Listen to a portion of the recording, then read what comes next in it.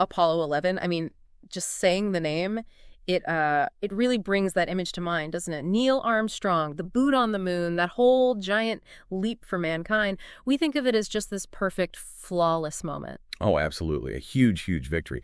But, what's really fascinating when you dig in a bit is how many things almost went wrong. Real anxieties, actual dangers that, well, most people just don't think about. Exactly. And that's really what we want to get into today. Sort of peel back the veneer, Forget the glossy pictures for a minute. Let's look at the hidden perils, those moments where it could have all gone sideways. And a big one, maybe the biggest, centers on this almost unbelievable story about a broken circuit breaker for the lunar module's ascent engine. Right. Now, just so everyone's clear, this tiny switch, it was the key to getting Armstrong and Aldrin off the moon. Absolutely vital. That's right. I mean, if that circuit doesn't close, the engine they needed to lift off to get back up to the command module, well, it just wouldn't fire. They'd be stranded. It's pretty terrifying to think about. Yeah, chilling is the word. We'll definitely unpack how they dealt with that in a sec. But we also want to touch on some other really high-stress moments, like Buzz Aldrin being genuinely worried about getting locked out of the LM. Oh, yeah. That was a real concern. And the fuel situation when they landed, apparently it was, like, razor thin. Yeah.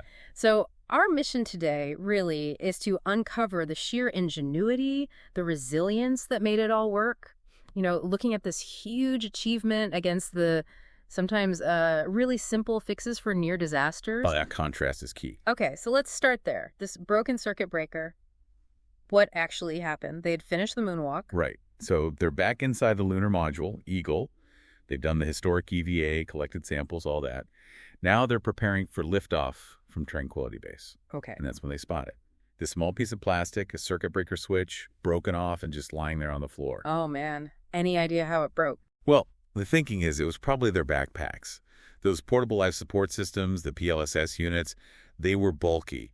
Moving around in that tiny cabin, it's almost certain one of them just snagged it and snapped it off. Wow. So this tiny little broken thing, it suddenly holds the fate of the mission. I mean, can you imagine? You've just walked on the moon, you did the impossible, and then you see the switch you need to go home is busted. What must that have felt like? The pressure must have been immense.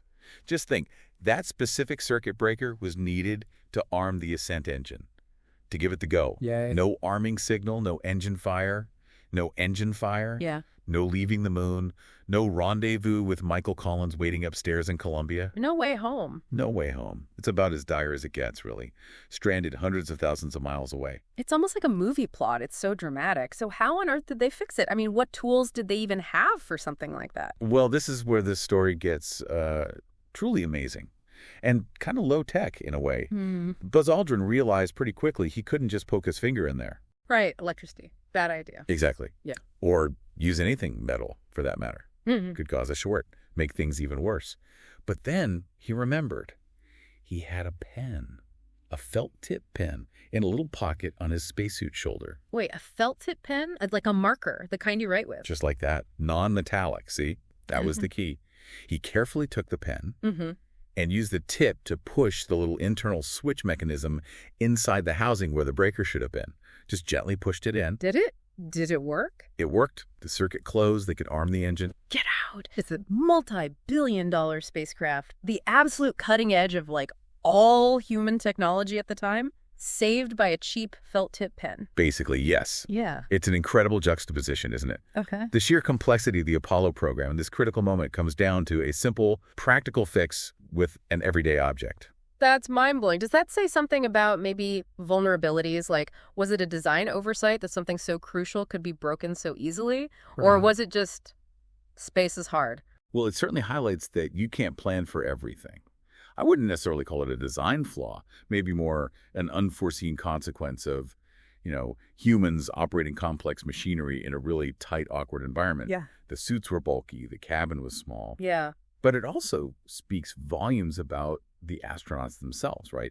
Their training, their ability to stay calm, analyze a problem, and improvise a solution under unbelievable pressure. Aldrin's quick thinking there was just crucial. Absolutely. It underscores the human element. It wasn't just the machines, it was the people inside them. And like you said, that wasn't the only nerve-wracking moment, was it? Tell me more about this fear of being locked out. Yeah, Aldrin in particular seems to have thought about this quite a bit. The hatch on the lunar module, the Eagle, it opened inward. Okay, inward. Why was that a worry? His concern was, what if, while they were both outside on the moonwalk, the hatch somehow swung shut and latched? And then maybe a tiny leak or some outgassing inside the cabin caused the internal pressure to rise, even just a little bit. I see where this is going. Right. With higher pressure inside pushing out and the hatch designed to open in, it could become physically impossible to pull open from the outside. They'd be locked out. Locked out of their lifeboat on the moon with limited oxygen in their backpacks. That's another nightmare scenario. It really drives home the stakes, doesn't it?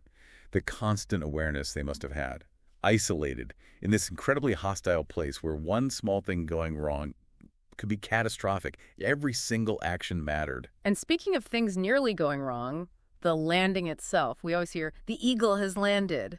Sounds smooth. But the fuel, you said it was really low. Oh, incredibly low. We're talking about maybe 30 seconds of hover time left when they finally touch down. Maybe even less. Some estimates say closer to 20. 30 seconds? How did it get that close? I thought the landing site was all planned out. It was. The chosen spot in the Sea of Tranquility was supposed to be flat, relatively clear.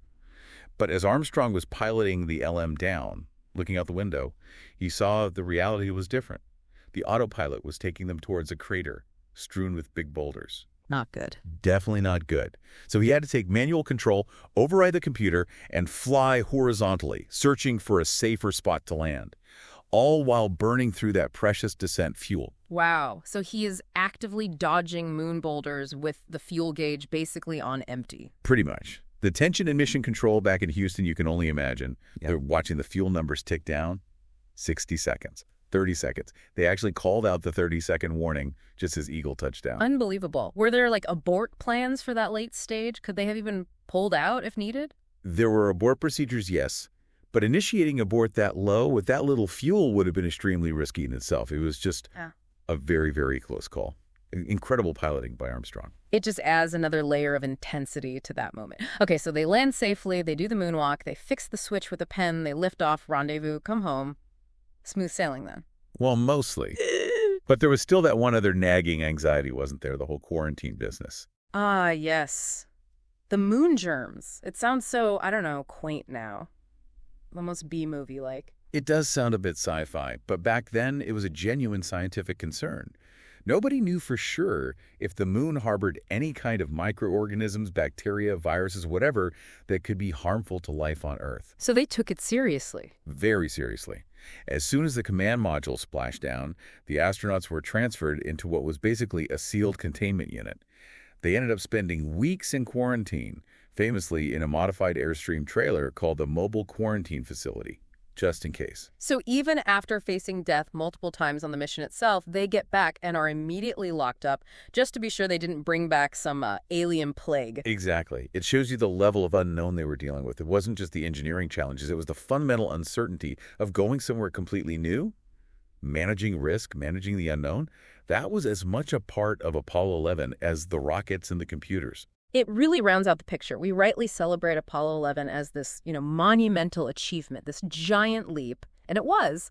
But hearing these stories, the pen, the lockout fear, landing on fumes, it makes it feel so much more human somehow. I agree. It grounds the whole thing. It shows that behind the grand narrative, it was about individuals facing unexpected problems and finding ways to solve them, often under immense pressure. And that contrast we talked about earlier, the high-tech meets low-tech fix with the pen. Yeah. That's such a powerful reminder, isn't it? How often history turns on these really practical, maybe even mundane solutions when things go wrong unexpectedly. Ingenuity under pressure. Absolutely. And it's not just the technical side. We shouldn't underestimate the psychological load. Yeah. The isolation, the constant potential for disaster, the weight of the world watching, and then worrying about moon germs on top of it all. Yeah, it adds such a richness, a depth to the story. They weren't just astronauts or engineers. They were people pushed to their absolute limits, dealing with stuff no one had ever faced before. And succeeding. Okay, so just to kind of wrap up the main points we hit. That terrifying moment with the broken circuit breaker, saved by, of all things, a felt-tip pen. Buzz Aldrin's very rational fear of getting locked out of the LM. And landing the Eagle with literally seconds of fuel to spare. These hidden moments, these brushes with disaster. They're crucial parts of the story. And maybe the biggest takeaway is thinking about how many other moments in history, these seemingly flawless triumphs we celebrate, might have similar stories hidden beneath the surface.